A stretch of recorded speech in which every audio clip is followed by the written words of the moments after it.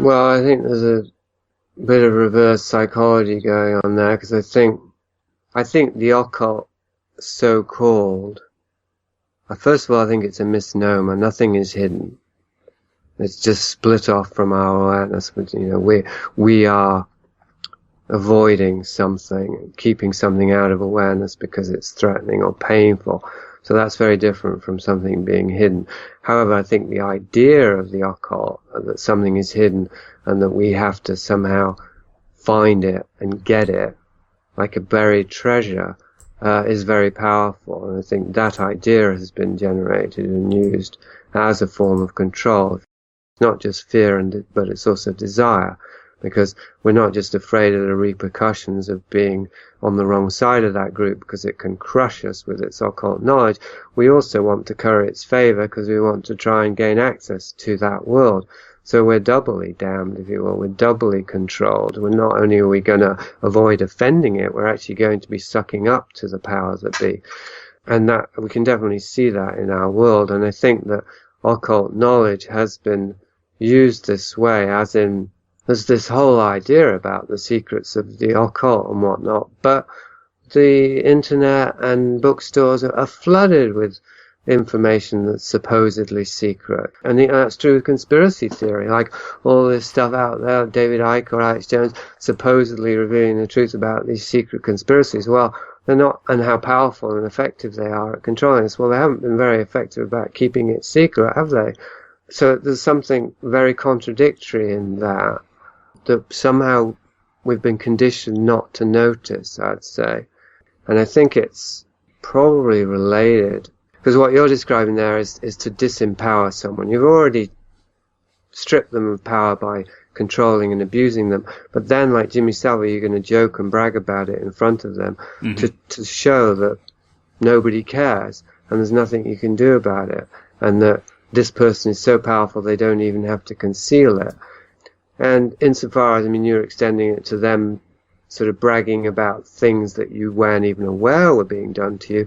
So now you are, what are you going to do about it? Well, if the answer is nothing, which it generally is, because they're not giving you, they may be giving you some profound occult so-called information, but they're not telling you how to apply it or what to do about it, then chances are, you won't do anything about it. So then that not doing in and of itself is a consent. I think there is something in that, the tradition of the vampire as well, that has to be invited over the threshold. So first of all, the vampire has to knock. To a certain extent, these powers, these forces, these individuals need our consent. The other thing that I was saying I think corresponds with here, which is more new to me, which is to do with if you give people knowledge without them having earned it.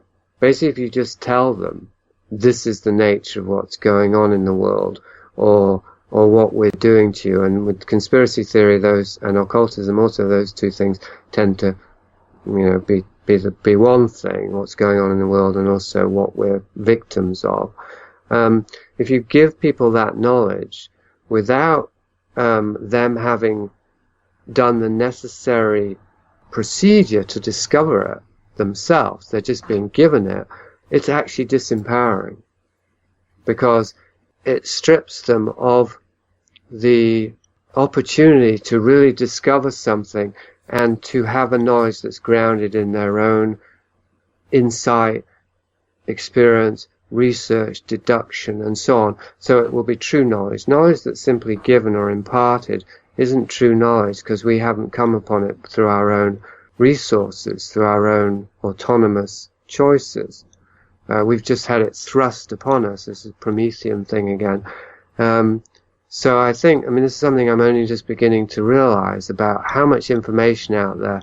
Because I've often wondered, what is it about David Icke or Alex Jones that I don't like besides their method of delivery? Because a lot of the information I find in my own research can be confirmed, not the reptilians obviously, but a lot of it seems like good information, but it's the way it's imparted. So what is that? And I've just begun to realize that it's to do with this. It's that people who are given knowledge willy-nilly like that, they feel as though it's empowering them, but actually, because it's overwhelming, they don't know how they came about it, it was just some guy who told them.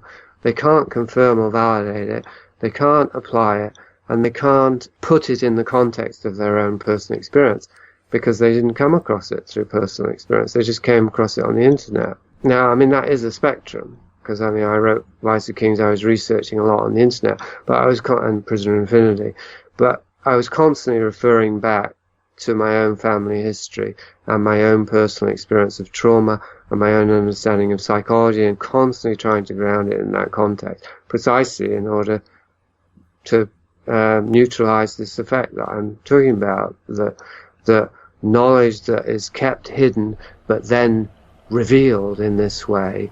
It's like a magician's trick or something. It's a way you disempower people by taking the knowledge away from them and by letting them know that they don't know something. But then you give it to them, and that disempowers them further.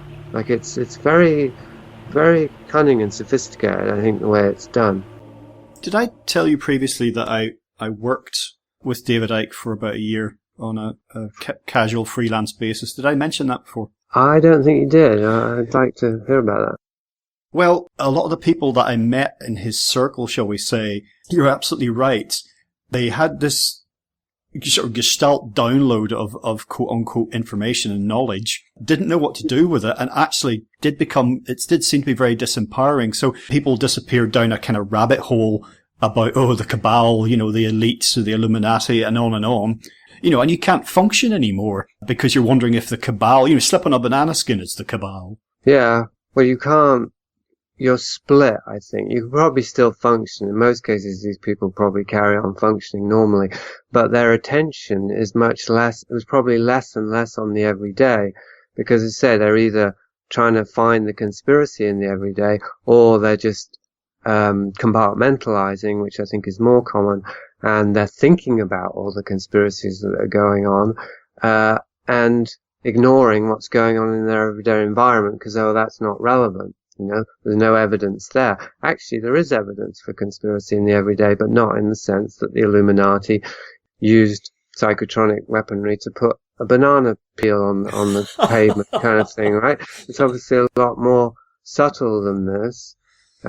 It's in our own thoughts and our own emotional reactions and our own behaviors, the secret, the story that our body's trying to tell, the trauma that's been put in us. The habitual cognitive patterns that we follow to try and understand and perceive the world, these are all evidence of, quote, the conspiracy, unquote. And so that's the dark irony of it is that the very way we think about deep state social engineering programs, etc., has been influenced or compromised by these programs.